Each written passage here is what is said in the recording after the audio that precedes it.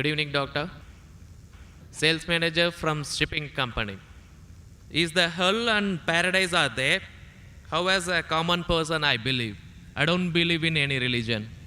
Well, ask the question that, how do I know there's hell and heaven? How will a common man believe? I don't believe in a religion. Brother, what is the definition of religion? Religion is a way of life.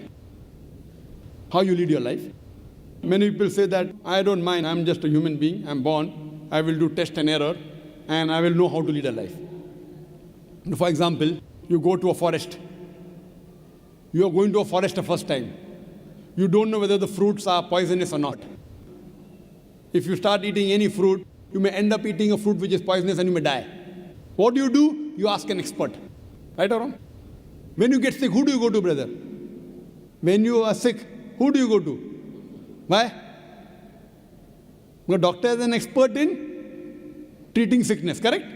You can't say, I am a human being, I will treat myself. No. That's what the Quran says in Surah Nahl.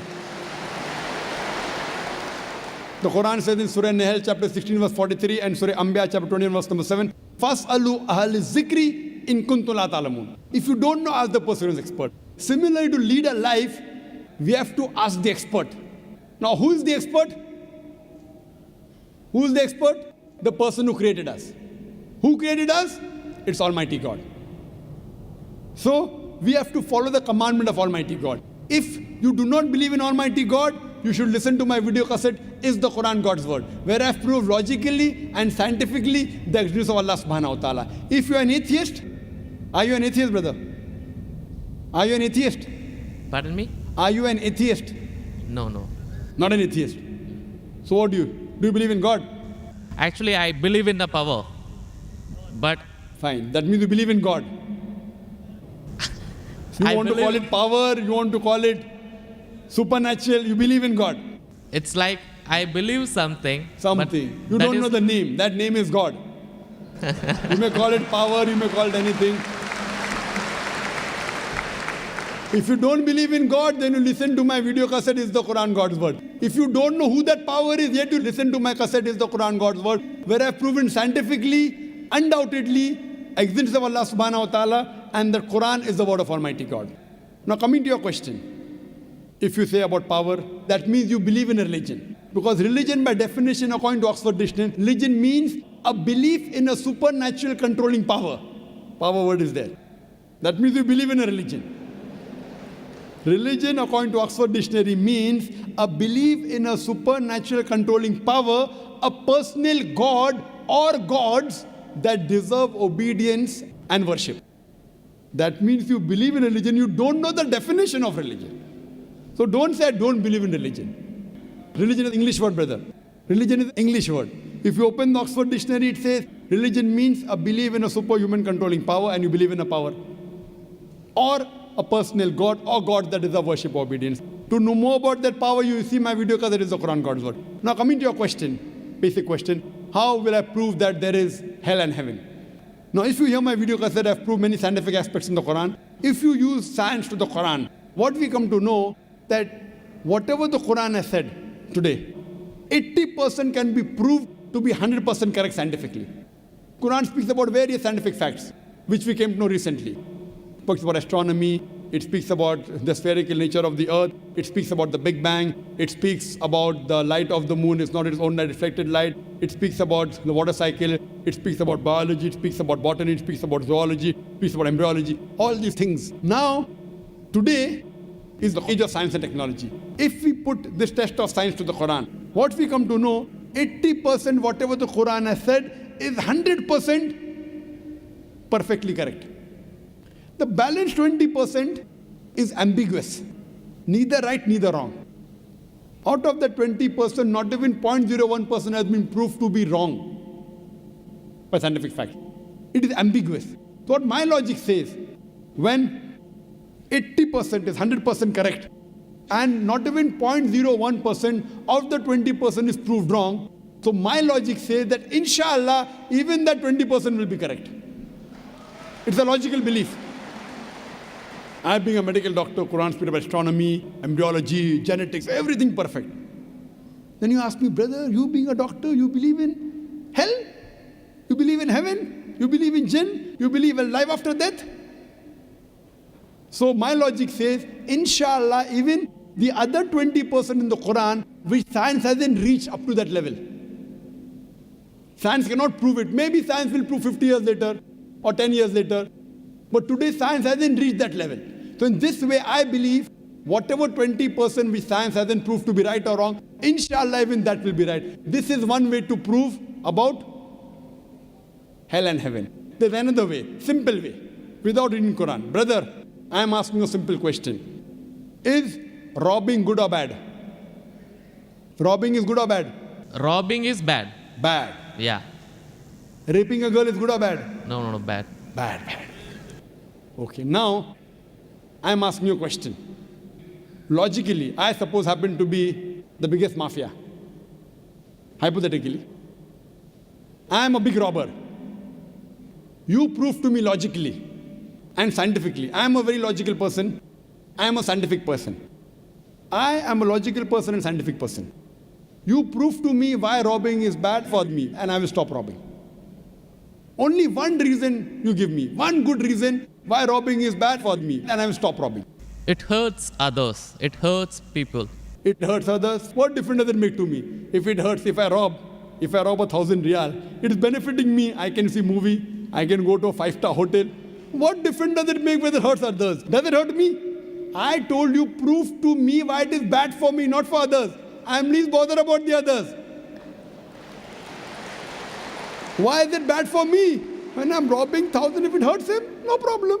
What difference does it make to me?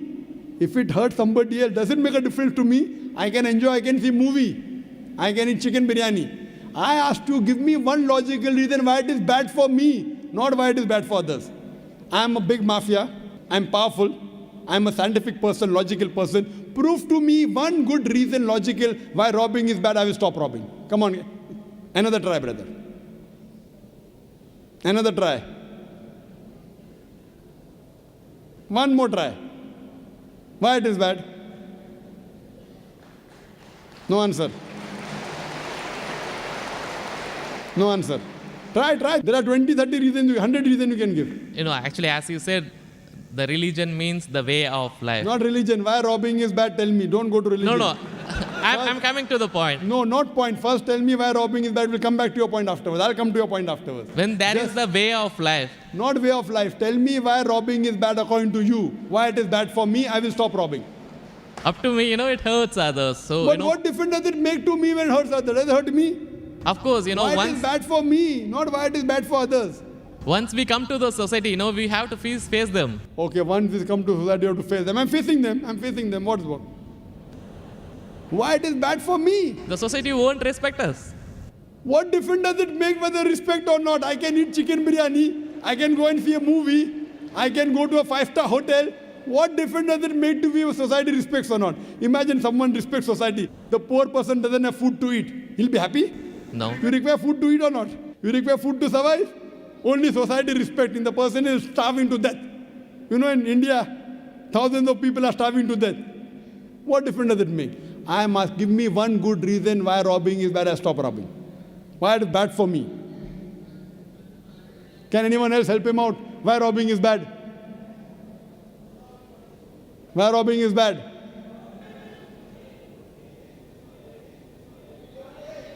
There are various answers. I'll help you out. You may say, police will catch you. Good logical reason. Police will come and catch you. Correct, right or wrong? Correct. But you didn't give the... I'm helping you out.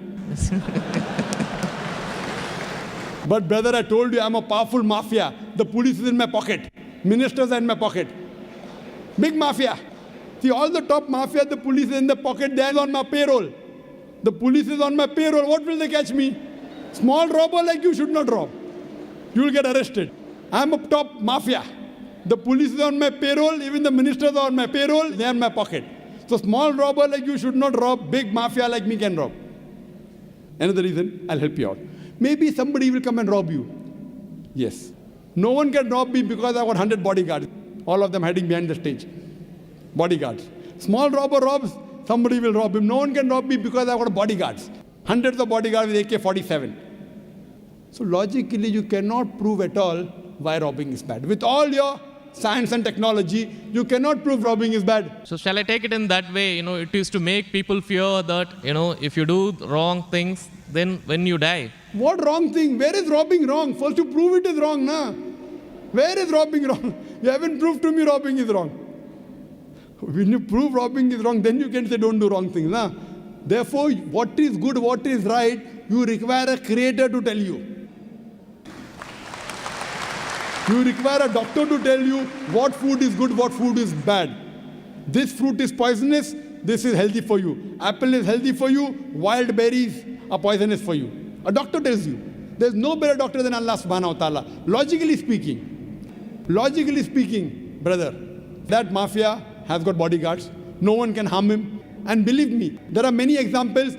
He dies a very comfortable death. But I am asking a simple question now, brother. Don't you think that there should be justice? Brother? Yes. Justice. Someone should punish him or not?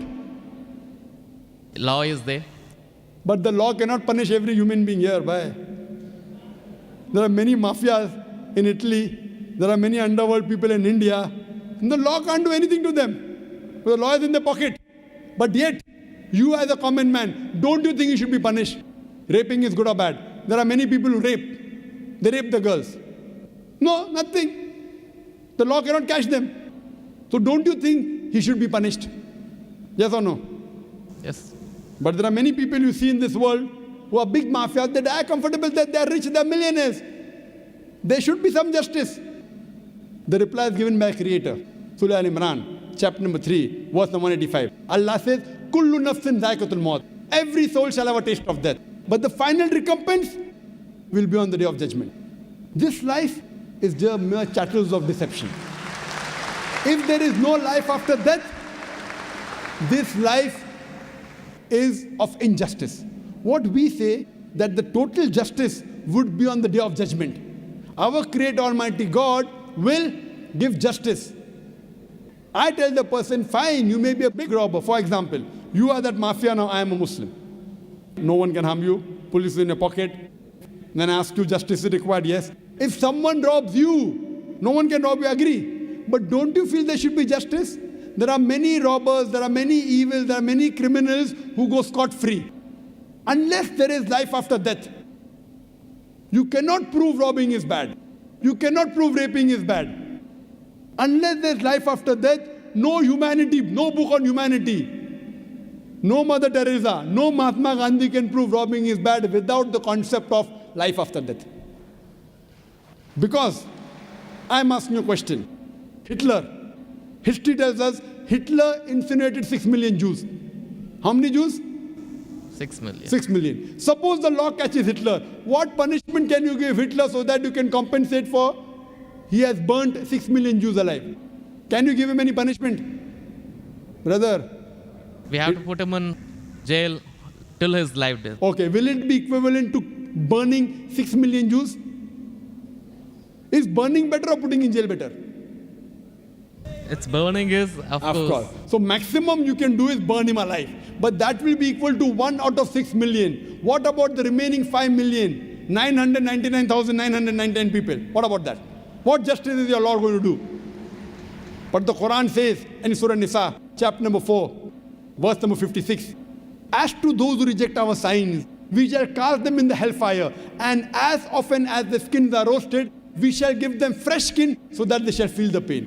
If Hitler killed 6 million Jews, Allah says He can put him into hellfire and give him fresh skin again. 6 million times Allah can burn him. Not here, in the hereafter, in the hell.